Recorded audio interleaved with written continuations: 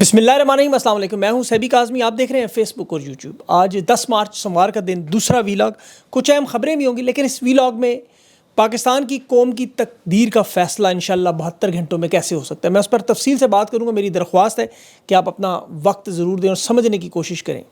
عمران خان کا ایک توشہ خانہ کا کیس کل جو ملتوی کیا گیا، اس کے ساتھ کچھ خبریں جو آپ کو بتا رہا ہوں۔ پہلے سیکٹری سلمان نکم راجہ نے اڈیالہ جیل کے بارے میں کیمپ پر پاکستان کی قوم سے سوال پوچھا، اور سینٹ کی نشست ثانیہ نشتر نے استعفیٰ دیا۔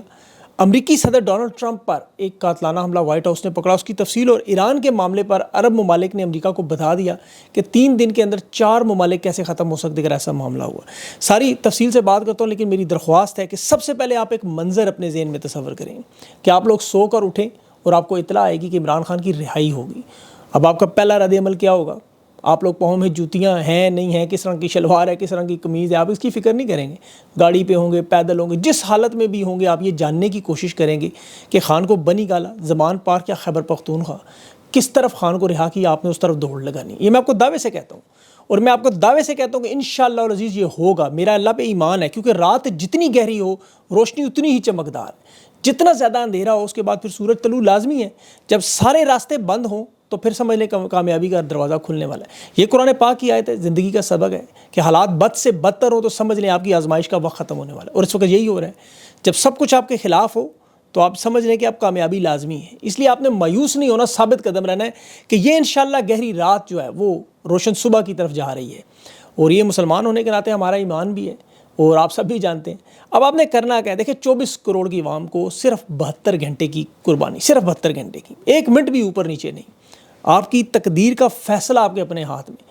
آبادی کے اعتبار سے دنیا کا 5واں بڑا ملک ہے آپ۔ عمر کا اوسط دیکھیں تو 66 سال ایک عمر ہوتی ہے پاکستان میں، جس میں 40 کی عمر کے بعد تو ویسے ہی بیماریاں شروع ہو جاتی ہیں۔ اس وقت جو زندگی پاکستان میں گزاری جا رہی ہے، جس میں نہ کاروبار نہ نوکریاں، کوئی 8 سے 10 لاکھ لوگ ایسے ہیں جو اتنے امیر ہیں کہ ان پر مہنگائی، بے روزگاری، بدحالی کا کوئی اثر نہیں ہوتا۔ باقی ملک کی آدھی سے زیادہ آبادی، 12 کروڑ سے نیچے لوگ 2 وقت کی روٹی کے لیے ترس رہے ہیں، خط غربت سے نیچے ہیں۔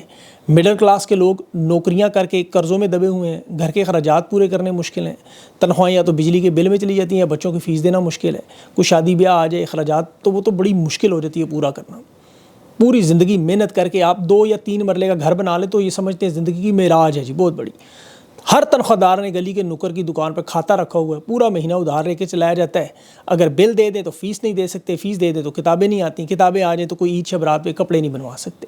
اسی دوڑ میں 60-65 سال کی زندگی گزارنے کے بعد اپنی اولاد کو وہی غربت اور افلاس، بے روزگاری اور مہنگائی دے کے خود قبرستان میں دفن ہو جاتے ہیں، اور اسے کہتے ہیں زندگی۔ اب آپ اپنے ارد گرد لوگوں کو دیکھیں، دنیا کے کسی خوشحال ملک میں دیکھیں، اوورسیز پاکستانی 1 کروڑ ہے۔ پہلے ان سے اپنی صحت کا موازنہ کریں، ان کے حالات کے ساتھ موازنہ کریں، ان کی زندگی دیکھیں کہ وہ معمولی سے معمولی نوکری بھی اگر کہیں کریں تو وہ 10 سال کام کرنے کے بعد اپنا گھر بنا لیتے ہیں، اپنے بچوں کی اچھی شادیاں کر سکتے ہیں، اپنا کوئی رزق، کوئی کاروبار، کچھ نہ کچھ کر لیتے ہیں۔ پاکستان میں آپ کے پاس کوئی گارنٹی نہیں کہ آپ 12 گھنٹے بھی روز کام کریں، 7 دن ہفتے کے، 10 سال بعد آپ کے حالات بدل جائیں، ایسا کبھی نہیں ہوگا۔ اور اگر وہ حالات بدل جائیں، آپ خوشحال ہو جائیں، تو سڑک پر چلتے ہوئے ایک معمولی سا پولیس کا کانسٹیبل جب چاہے گردن سے پکڑ کر پیسے بھی چھین لے گا، مقدمہ اگر کر دیا تو پھر ساری زندگی عدالتوں میں دھکے کھاتے رہیں۔ تو یہ ایک سائیکل چلتا رہتا ہے کہ جس میں اولاد اپنے ماں باپ کو بھی 25-30 سال اسی ظلم و ستم کا دیکھتے دیکھتے خود بھی عادی ہو جائے، اگلی نسل بھی کیڑے مکوڑوں کی طرح رینگنے کی عادی ہو جاتی ہے، اور یہی سب کچھ 77 سال سے ہو رہا ہے، کیونکہ 72 گھنٹے کی تکلیف اٹھانے کے لیے ہم تیار نہیں ہیں۔ 72 گھنٹے کی آپ پاکستان کے ان تمام سیاستدانوں کی لسٹ بنائیں، تحریک انصاف کے لوگوں کی بھی، یہ دنیا کے کسی بھی ملک میں چلے جائیں، یہ بڑے آرام سے اپنی زندگی گزار سکتے ہیں۔ 80% لوگوں کے پاس تو ویسے بھی ان کے خاندان کے پاس دوہری شہریت ہے۔ ان حالات میں بھی ان کی تنخواہیں آپ کی زندگی سے بہتر ہیں۔ تحریک انصاف کے لوگ اٹھا لیں، صرف چھوڑیں نون لیگ تو وہ تو ہر ارب پتی لوگ ہیں، یہ تحریک انصاف کے لوگ کسی بھی ملک میں بڑے آرام سے رہ سکتے ہیں، کسی بھی ملک میں چلے جائیں، انہیں کوئی مسئلہ نہیں کہیں بھی دنیا میں جانے میں، سفر کرنے میں۔ اسی طرح صحافی، اینکر، یوٹیوب، فیس بک، جتنے بھی لوگ آپ کی حالت پر کڑتے ہیں، ان سب کی حالت بھی آپ سے بہتر ہے، لیکن یہ پاکستان کے نظام کے اندر رہتے ہوئے صرف اس لیے لڑ رہے ہیں حقیقی معنوں میں آپ کی نسلوں کے لیے، تاکہ آپ لوگ بھی خوشحال زندگی گزاریں، آپ کی آئندہ نسلیں جو وہ بھی نوکری، کاروبار، یہ مسائل نہ ہو، علاج معالجے میں اسپتالوں میں جائیں، ادویات ہوں، آپ کو علاج مل سکے، تھانے کچہری عدالت میں جائیں تو وہاں آپ کو انصاف ملے، گھر میں آپ کو صاف پینے کا پانی مل جائے، گھر میں بجلی گیس مل جائے، کوئی ملک میں دہشت گردی نہ ہو، آپ کو کیڑوں مکوڑوں کی طرح جس کا دل چاہے جب چاہے مسل نہ دے۔ صرف یہ معاملہ آپ نے کرنا ہے اور اس کے لیے 72 گھنٹے کی قربانی. اب وقتی تکلیف سے یہ بڑا مقصد حاصل کرنا ہے. طالب علم جس طرح پڑھتا ہے، دیکھیں پوری رات جاگتا ہے، محنت کرتا ہے، تبھی جا کے ڈاکٹر، انجینئر یا بزنس مین بنتا ہے.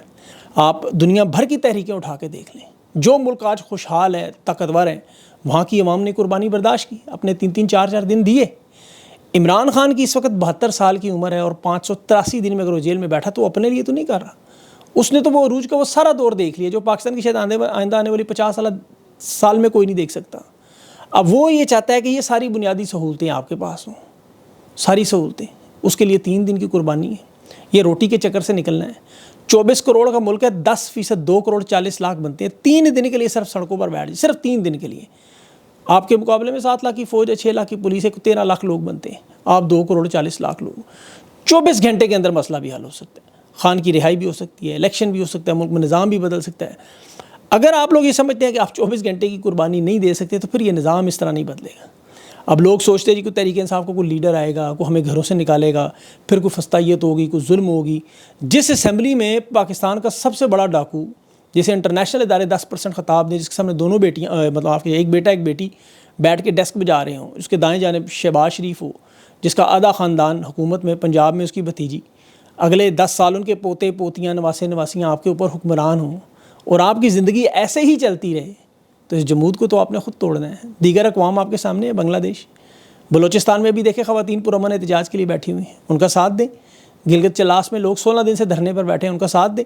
تھوڑے کر کے نکلتے ہیں، مار کھاتے ہیں، پھر گھر چلے جاتے ہیں. صرف کیا جی کہ دن دہاڑے ظلم اور فسطائیت اور جبر ہو رہا ہے، اپنی باری کا انتظار کرتے رہتے ہیں. کوئی یہ نہیں سوچتا، کوئی مارنے والے کا ہاتھ ہی کو روک لے، اپنی کھال موٹی کرتے رہتے ہیں. ہر روز نیا قانون، ہر روز نیا دستور، ہر روز نیا ٹیکس. اسی سائیکل میں 65 سال گزار کے پھر جا کے قبرستان میں لیٹ جائیں گے. وہاں کتنی لاشیں پڑی ہیں ایسے، انہوں نے کبھی کچھ ایسا نہیں کیا، وہ ویسے ہی مر گئے. اپنے حقوق کے لیے اگر جدوجہد کرتے، ظلم کے خلاف لڑتے. یہ ہمارے دین کی تعلیمات ہیں، یہ نبی پاک صلی اللہ علیہ وسلم کی سنت ہے. صحابہ کی زندگی کو دیکھیں، پرامن مزاحمت اور حکمت کے ساتھ انہوں نے جدوجہد کی مثالیں. سورہ اعراف میں اللہ نے واضح طور پہ کہا کہ پرامن اور تعمیری جدوجہد کرو. نبی پاک صلی اللہ علیہ وسلم نے 13 سال جدوجہد ظلم و ستم کے کفار مکہ کے خلاف کی. کون سا ظلم نہیں ہوا؟ واقعہ کربلا میں کیا سکھاتا ہے؟ کیا امام حسین علیہ السلام کے پاس یہ راستہ نہیں تھا کہ وہ یزید کی بیعت کر کے گھر بیٹھ جاتے؟ لیکن انہوں نے ظلم کے خلاف آواز اٹھائی. یہ فرض ہے، یہ نبی پاک صلی اللہ علیہ وسلم کی حدیث ہے کہ بہترین جہاد جو ہے ظالم حکمران کے سامنے حق کی بات کہنا. آج آپ کے اوپر ظلم بھی ہو رہا ہے اور روکنے کے لیے آپ انتظار کریں کوئی فرشتے اللہ بھیجے گا. وہ نہیں بھیجے گا، کیونکہ آپ اکثریت میں، اقلیت میں نہیں ہیں. اللہ مدد کرتا ہے اقلیت کی، کمزوروں کی. آپ کمزور نہیں، آپ کو اپنی طاقت کا نہیں پتہ. ایک دوسرے کی طرف دیکھتے رہتے کون پہلے نکلے گا، کیا اللہ عمل ملے گا. جدوجہد کہاں سے شروع؟ آپ کو خود قدم اٹھانے پڑیں گے، دوسروں کا انتظار نہیں. یہ نہیں ڈرنا کہ میں اکیلا ہوں تو کیا ہوگا، میں ناکام ہوا تو کیا ہوگا. یہ خوف، یہ غیر یقینی، اس جمود کو آپ نے توڑنا ہے، ذمہ داری لینی ہے. یہ نہ سوچیں کوئی کرے گا آپ کے لیے. اپنا محاسبہ کریں. موجودہ حالت میں اگر آپ خوش ہیں، اس مختصر مدت کی اس آسانی کو طویل مدت کے فائدے پہ ترجیح دینا چاہتے تو پھر زندگی نہیں بدلے گی کبھی بھی. قرآن میں اللہ نے کہا ہے کہ میں نے اس قوم کی حالت اس وقت تک نہیں بدلی جب تک وہ خود اپنی حالت نہیں بدلتے. تو یہ سوچ آپ کو کرنی ہے، نہیں کہ ایک دن دکان بند ہوگی، ایک دن میں نے دہاڑی نہ لگائی تو کیا ہوگا، ایک دن مجھے روٹی نہ ملی تو کیا ہوگا. آپ کو پتہ ہے تحریک انصاف کے 48 کے قریب جو لوگ چھوڑ گئے 9 مئی کے بعد پریس کانفرنس کر کے، کچھ ایسے تھے ان میں جنہیں صرف ادویات نہیں ملی تو پارٹی چھوڑ دی، کسی کو اچھا کھانا نہیں ملا پارٹی چھوڑ گیا، کسی کو ایک رات پولیس اسٹیشن میں رکھا گیا وہ چھوڑ گیا. اب اگر یہ سارے لوگ ڈٹ کر کھڑے ہو جاتے چاہے جیسے بھی حالات تھے، تو کیا یہ دنیا کی لارجسٹ پارٹی، پاکستان کی سب سے بڑی جماعت اس طرح ٹوٹتی؟ جو ظلم و ستم ان پر ہوا اس پہ تو دیکھیں کوئی دو رائے نہیں، لیکن برداشت کرنے والے بھی آپ کے سامنے ہیں. اب یہ کہا جائے کہ ہر ایک اپنی اپنی حیثیت سے کوئی برداشت کر سکتا ہے، کوئی نہیں کر سکتا، تو قوموں کی زندگی بدلنے کے لیے یہ برداشت تو کرنا پڑے گا. عمران خان کوئی لوہے کا تو نہیں بنا، وہ بھی ہماری طرح کا انسان ہے. یہ ڈاکٹر یاسمین راشد 72 سال کی عمر میں کینسر سروائیور ہماری طرح کی انسان ہے. اعجاز چودھری، محمود رشید، عمر چیمہ، یہ تحریک انصاف کی خواتین، یہ سب کی سب عام گوشت پوش کے انسان ہیں. انہوں نے برداشت صرف کیا، اللہ نے استقامت دی، اللہ نے مدد کی. اسی طرح اگر دیکھیں ججز اگر کھڑے ہو جاتے ہیں، عدلیہ کے وہ ثابت قدم رہتے، یہ 26ویں ترمیم نہ ہوتی، اس طرح کی واردات نہ ہوتی، الیکشن کے واردات خراب نہ ہوتے، تو یہ سارے معاملات ٹھیک ہو. اب ہم اس وقت صرف ڈھونڈتے ہیں الزام لگانے کے لیے. دنیا کی ان اقوام کو ہم نے دیکھنا ہے جو ظلم، ناانصافی اور استحصال کے خلاف جدوجہد دیتے رہے. قیام پاکستان بہت بڑی مثال ہے. اگر وہ نہ ہوتے تو کیا یہ ملک بنتا؟ فرانس کے لوگ غربت اور ناانصافی کے خلاف انقلاب نہ لاتے تو آج فرانس دنیا کی جمہوری طاقت ہوتا. یہ جو امریکہ کا ورلڈ آرڈر آپ کو سپر پاور نظر آتا ہے، یہ برطانوی حکومت کے خلاف جدوجہد نہ کرتے تو کیا یہ آج سپر پاور ہوتے؟ جنوبی افریقہ میں سیاہ فام لوگوں کے ساتھ جو ہوتا رہا، نسل پرستی ہوتی رہی، کیا وہ رک سکتا تھا اگر وہ لوگ کھڑے نہ ہوتے؟ تو ظلم دیکھیں جتنا مرضی بڑا ہو، اگر لوگ کھڑے ہو جائیں تو یہ انصاف کی جیت ہوتی ہے، پرامن جدوجہد کامیاب ہوتی ہے۔ اب اس میں صرف آپ کو کیا چاہیے؟ حکمت عملی اور اتحاد۔ اتنی بڑی تعداد میں لوگ نکلے تھے، عرب سپرنگ، سوڈان کی تحریک، ہانگ کانگ کی جمہوری تحریک، ترکی میں، بنگلہ دیش میں، مصر، بہت بڑی بڑی مثالیں موجود ہیں۔ صبر، استقامت اور مسلسل جدوجہد، یہ سارا معاملہ ختم۔ رات، اب میں دیکھ رہا تھا خان کا کیس رات 12 بجے چلتا تھا، اب کل توشہ خانہ کی سماعت منسوخ بغیر کسی وجہ کے، بدماشی ہے خام۔ اسمبلی میں بیٹھا ہوا یوسف رضا گیلانی، فارم 47 پہ پورا خاندان اس کا اسمبلی میں ہے، ایک آرڈر کرتا ہے اون بس بپی کے وہ رہا ہو جائے، دوسرا آرڈر کرتا ہے اعجاز چودھری کو وہ نہیں مانتے۔ اب کیونکہ اعجاز چودھری اپنے مقصد سے نہیں ہٹ رہا، وہ بلوچستان کے لوگ اپنے مقصد سے نہیں ہٹ رہے۔ یہ جو لا قانونیت ہے اس وقت، دیکھیں دونوں ایوان نامکمل ہیں، ہر عمل غیر قانونی پاکستان میں، ہر عمل، اور حکومتیں چلائی جا رہے ہیں۔ سب سے بڑا ڈاکو فوج کا سپریم کمانڈر، سب سے بڑا چور ملک کا وزیر اعظم، پوری اسمبلی میں بستہ الف کے بدماش، کسی کے اوپر ماڈل ٹاؤن کے قتل کے الزام، کسی کے اوپر عورتوں کو ڈرگ سپلائی کرنے کے الزامات۔ وہ میں دیکھ رہا تھا اون چودھری بیٹھا ہوا تھا ان کے ساتھ، ان خواتین کے ساتھ، میں تو حیران رہ گیا۔ اور یہ الزام بھی نون لیگ کے لوگوں نے خود لگایا تھا۔ مریم نواز آج بھی کہہ رہی تحریک انصاف ایک بدتمیز جماعت ہے اور ان کا وقت ختم ہو گیا، حالانکہ یہ وہ خاتون ہیں کہ جنہوں نے خود دعویٰ کیا کہ ان کے موبائل میں فحش ویڈیوز ہیں۔ 170 کے قریب گھٹیا غلیظ اکاؤنٹ ٹویٹر پہ جنہیں یہ فالو کرتی ہیں، جن کی گفتگو دیکھ کے حقیقی معنوں میں کیا آتی ہے، الٹی آتی ہے، انہیں یہ فالو کرتی ہیں۔ اور یہ تحریک انصاف کا ہر وہ سابق ممبر جس کے اوپر الزامات لگائے، کرپشن ہے، پراپرٹی ہیں، وہ ان کے ساتھ ہیں۔ پرویز خٹک بیٹھا ہوا ہے، علیم خان بیٹھا ہوا ہے، مبارک زیب بیٹھا ہوا ہے جس کے اوپر وہ بھائی کے خون کے بیچنے کا الزام ہے، وہ راجہ خرم بیٹھا ہوا ہے۔ مطلب یہ سارے لوگ جنہیں کرپشن اور گندگی کہا جاتا تھا، آج ان کے ساتھ جڑے ہوئے ہیں۔ تو یہ بڑا آسان ہے۔ دیکھیں اسٹیبلشمنٹ کی جو سہولت کار جماعتیں ہیں، نون لیگ، پیپلز پارٹی، یہ عوام میں مکمل ختم ہو چکے ہیں۔ نون لیگ پنجاب کی چند گلیوں سے باہر کہیں بھی نہیں ہے، یہ میں آپ کو دعوے سے کہتا ہوں۔ یہ جو عام الیکشن کی دھاندلی ہوا کرتی تھی اور حکومت بنانے کا، اتحاد کرنے کا، یہ واردات، اب کوئی چانس نہیں ان کا، دور دور۔ یہ اپنے گھر کی نشستیں کبھی نہیں جیت سکتے، اسی لیے مکمل اب فارم 47 پر بیٹھے۔ اور پیغام کیا دیتے جی؟ اگلا الیکشن ہم اس طرح کروائیں گے اس میں کوئی غلطی ہی نہیں ہوگی۔ یعنی آپ 10 سے 20 سال ان کے بچوں کی، ان کے نواسے نواسی، پوتے پوتیوں کی غلامی کریں گے آپ۔ پورے اب ادارے جس طرح کھل کے سرعام بدماشی کر رہے ہیں، وہ زرداری کی تقریر میں نعرے لگے تو جواب میں جا کے تحریک انصاف کا دفتر انہوں نے کراچی میں حملہ کر لیا، لوٹ لیا وہاں سب کچھ۔ جس طرح پاکستان کا قانون لوٹا ہوا ہے، پارلیمنٹ کو لوٹا ہوا ہے، وزیر اعظم ہاؤس کو لوٹا ہوا ہے، وزیر دفاع ہاؤس کو لوٹا ہوا ہے، میڈیا سب کا سب یرغمال ہے۔ پہلے تو یہ چھپ کے پردوں میں ہوتا تھا، اب تو یہ سامنے سرعام کرتے ہیں۔ اور میں اس کو حقیقی معنوں میں عوام کی جیت سمجھتا ہوں، اس لیے مایوس نہ ہو، یہ جیت ہے آپ کی اصل میں، کیونکہ یہ ایک کمزور ترین حکومت اور کمزور ترین اسٹیبلشمنٹ ایسے کام کرتی ہے۔ اب آپ اگر پرامن احتجاج کرنا شروع کریں گے تو یہ کھڑے ہی نہیں ہو سکتے۔ ان کی تو دنیا کی کوئی رپورٹ ان کے بارے، دیکھیں معیشت یہ نہیں سنبھال سکتے، بھیک انہیں نہیں ملتی، امداد انہیں نہیں ملتی، خارجہ پالیسی ان کی ناکام ہے، پورے کا پورا ڈھانچہ اس وقت توڑ پھوڑ کا شکار ہے، دہشت گردی ان سے کنٹرول نہیں ہو رہی، دنیا کا کوئی ملک ان کے اوپر بھروسہ کرنے کو تیار نہیں۔ آپ سندھ کے حالات دیکھیں، بلوچستان کے حالات دیکھیں، خیبر پختونخوا اور پنجاب میں جو ہو رہا ہے، تو یہ سب معاملہ بدلنے کی آپ کی حیثیت ہے۔ اگر آپ لوگ ایسے ہی ڈرتے رہیں گے جو شام بنا دیں گے، عراق بنا دیں گے، اب ان ممالک سے بدتر حالت میں چلے گئے ہیں۔ اب کس چیز کا انتظار ہے یہ مجھے سمجھ نہیں آ رہی۔ آج سلمان اکرم راجہ صاحب نے بڑی اہم بات کی کہ اڈیالہ جیل کے باہر کیمپ لگانا چاہیے، عوام کو بالکل ان کو لبیک کرنا چاہیے، دعا ان کہیں چلیں، اللہ کا نام لے کے شروع کریں، کوئی نہ کوئی راستہ نکلے گا وہاں سے۔ تحریک انصاف گفت و شنید بھی کر رہی ہے، مولانا فضل الرحمان سے ملاقاتیں کر رہی ہیں۔